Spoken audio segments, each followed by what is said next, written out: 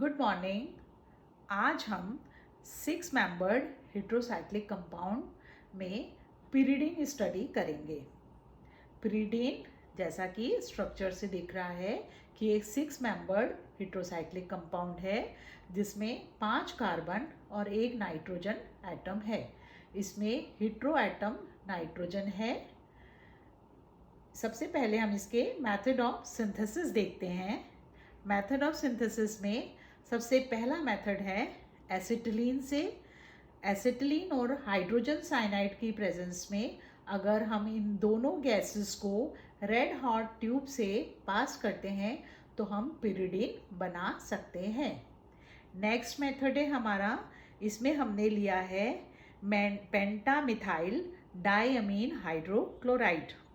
इसको अगर हम गर्म करेंगे पेंटामिथाइलिन डाइअमीन हाइड्रोक्लोराइड को तो हमें इससे पिपिरिडीन मिलेगा, जिसको हम 300 डिग्री पे गर्म करके H2S की प्रेजेंस में एक तरह से ऑक्सीडाइज कर रहे हैं हम गर्म करके, और उससे हम पिरिडीन बना सकते हैं। इसके बाद नेक्स्ट मेथड है हमारा, जिसमें हम ले रहे हैं टेट्राहाइड्रो फरफ्यूरल अल्कोहल। टेट्राहाइड्रो फरफ्यूरल अल्कोहल को अगर हम अमोनिया की प्रेजेंस में 500 डिग्री सेंटीग्रेड पे गर्म करते हैं तो पिरिडीन हमें मिल सकता है। सम टाइम इस मेथड को हम इंडस्ट्रियल मेथड की तरह भी यूज़ करते हैं। नेक्स्ट मेथड हमारा इंडस्ट्रियल मेथड है। ये जो इंडस्ट्रियल मेथड है इसमें हम एसिटिलीन, हेमीमिथाइल फॉर्मेल्डिहाइड एवं अमोनिया को 500 डिग्री पर एल्यूमिनियम सिलिका के ऊपर प्रवाहित करके पिरिडीन प्राप्त करते हैं। यूजुअली ये मेथड फार्मास्यूटिकल कंपनीज यूज़ करती हैं जिनमें शुद्ध पिरिडीन जो है वो चाहिए होता है। इससे हमें बिल्कुल शुद्ध पिरिडीन जो है वो प्राप्त हो जाता है। Structure and aromaticity. पिरिडीन का स्ट्रक्चर हम स्टडी करने वाले हैं आज, और स्ट्रक्चर स्टडी करके ही हम उसकी एरोमेटिसिटी को भी डिफाइन कर सकते हैं। किसी भी मॉलिक्यूल के स्ट्रक्चर को समझने के लिए हमारे पास 2 तरह की बॉन्ड थ्योरीज हैं। पहली है मॉलिक्यूलर ऑर्बिटल थ्योरी और दूसरी है रेजोनेंस थ्योरी। दोनों थ्योरीज को से हम किसी भी मॉलिक्यूल का स्ट्रक्चर जो है वो समझ सकते हैं। पहले मैं आपको मॉलिक्यूलर ऑर्बिटल थ्योरी से पिरिडीन का स्ट्रक्चर समझा रही हूँ। पिरिडीन जो है स्ट्रक्चरली बेंजीन के जैसी ही है, बस इसमें केवल एक ही अंतर है कि बेंजीन में 6 कार्बन है हेक्सागोनल रिंग में, जबकि यहाँ पर हेक्सागोनल रिंग में 1 नाइट्रोजन है और 5 कार्बन है। हेक्सागोनल रिंग में ये जो 5 कार्बन हैं और नाइट्रोजन है वो sp2 हाइब्रिडाइज्ड है। प्रत्येक sp2 हाइब्रिडाइज्ड ऑर्बिटल अपने एडजेसेंट कार्बन या नाइट्रोजन से sp2 ओवरलैप करके सिग्मा बॉन्ड फॉर्म करता है। इस तरह से जो 6 सिग्मा बॉन्ड फॉर्म हो जाते हैं, और ये इसके बाद में प्रत्येक कार्बन पर एक sp2 हाइब्रिडाइज्ड ऑर्बिटल बचा रह जाएगा, जो कि sp2s ओवरलैपिंग से हाइड्रोजन के साथ सिग्मा बॉन्ड बना रहा है। नाइट्रोजन के पास एक sp2 हाइब्रिडाइज्ड ऑर्बिटल रह जाएगा, जिसमें कि नाइट्रोजन का लोन पेयर जो है वो प्रेजेंट रहता है। हाइब्रिडाइज्ड ऑर्बिटल के बाद, हाइब्रिडाइज्ड ऑर्बिटल से आप जानते हैं कि सिग्मा बॉन्ड फॉर्म होते हैं, तो इस तरह से ये सारे सिग्मा बॉन्ड जो हैं इस फॉर्म हो जाएंगे।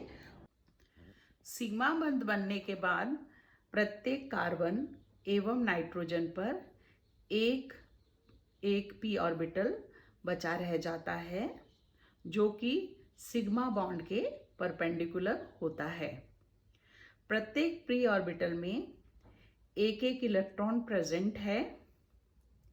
हेक्सागोनल रिंग में सभी 6p ऑर्बिटल सिमेट्री में आते हैं, जो कि pp ओवरलैपिंग द्वारा 6 मॉलिक्यूलर ऑर्बिटल बनाते हैं, जिनमें से 3 बॉन्डिंग एवं 3 एंटी बॉन्डिंग ऑर्बिटल होंगे।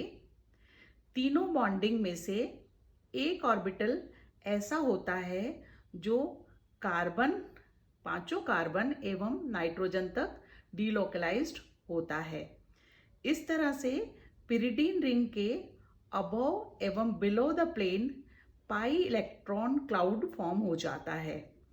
तीनों बॉन्डिंग ऑर्बिटल में 6 इलेक्ट्रॉन प्रेजेंट होते हैं। इस तरह से एरोमेटिक सिस्टिक फॉर्म होता है जो कि स्टेबिलिटी एवं एरोमेटिसिटी के लिए रिस्पॉन्सिबल होता है। Resonance structure of pyridine. Pyridine निम्न अनुनादी संरचनाओं का अनुनादी संकर होता है। इन संरचनाओं को देखने से स्पष्ट है कि दो संरचनाएं बिल्कुल एक जैसी हैं और अनचार्ज्ड हैं, जबकि 3 रेजोनेटिंग फॉर्म्स जो हैं वो जिनपे कि मैंने चार्ज शो किया हुआ है ऐसी होती हैं। पाउलिंग के अनुसार चार्ज स्ट्रक्चर की तुलना में अनचार्ज स्ट्रक्चर का कंट्रीब्यूशन बहुत अधिक होता है। इसका मतलब ये हुआ कि पहली जो 2 स्ट्रक्चर हैं जो कि अनचार्ज हैं उनका कंट्रीब्यूशन टोटल हाइब्रिड के लिए चार्ज जो 3 स्ट्रक्चर्स हैं उनकी तुलना में अधिक होगा। रेजोनेंस स्ट्रक्चर के बेसिस पे हम एरोमेटिसिटी की व्याख्या कर सकते हैं। हक्कल के रूल के अनुसार समतलीय संयुग्मी वलय में अगर 4n+2 पाई इलेक्ट्रॉन प्रेजेंट हो तो मॉलिक्यूल एरोमेटिक होगा। अतः पिरिडीन में हेक्सागोनल रिंग में 6 पाई इलेक्ट्रॉन कंजुगेशन में हैं। इसलिए हक्कल के नियम अनुसार पिरिडीन एक एरोमेटिक कंपाउंड है।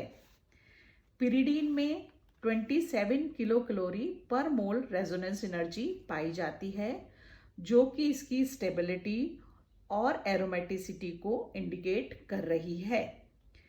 पिरिडीन भी एरोमेटिक कंपाउंड की तरह इलेक्ट्रोफिलिक सब्स्टिट्यूशन रिएक्शंस देता है, जबकि इसमें एडिशन जो है बहुत ही अनकॉमन है।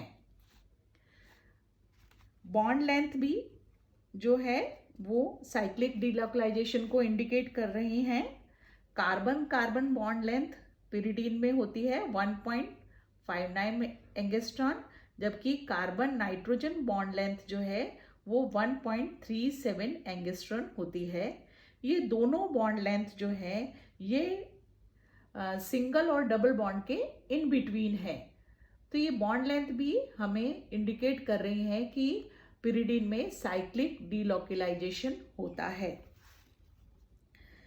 इस तरह से हमने आज रेजोनेंस और मॉलिक्यूलर ऑर्बिटल दोनों थ्योरी से पिरिडीन के स्ट्रक्चर और उसकी एरोमेटिसिटी की व्याख्या की है। कल का लेक्चर पिरिडीन के प्रॉपर्टीज पे बेस्ड होगा। कल हम पिरिडीन की केमिकल प्रॉपर्टीज स्टडी करेंगे। Thank you.